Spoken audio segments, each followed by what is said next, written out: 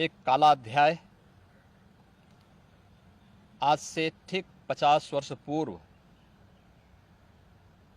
आज के दिन ही देर रात्रि में हुआ था, जब कांग्रेस की तत्कालीन सरकार ने भारत के संविधान का गला घोंटते हुए लोकतंत्र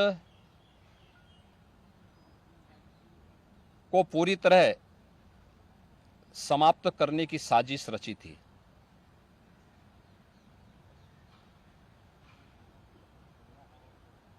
पच्चीस जून 1975 रात के अंधेरे में श्रीमती इंदिरा गांधी जी के नेतृत्व में कांग्रेस की सरकार ने कैसे भारत के लोकतंत्र को नष्ट करने का प्रयास किया था। उस समय के सभी विपक्षी दलों के नेताओं को, उसमें से अटल बिहारी वाजपेयी जी से मोरारजी देसाई जी, श्री जयप्रकाश नारायण जी, श्री लाल कृष्ण आडवाणी जी और विपक्ष के सभी नेताओं को बंद करके लोकतंत्र के गले को पूरी तरह घोंटने का प्रयास किया था। आज जब 50 वर्ष के उपरांत हम इमरजेंसी की उन यादों को स्मरण करते हैं, तो स्वाभाविक रूप से कांग्रेस में चेहरे बदले होंगे, लेकिन उसका चरित्र, उसके हाव भाव आज भी वही हैं जो 1975 में एक बर्बर चेहरा उस समय में कांग्रेस पार्टी का देखने को मिला था।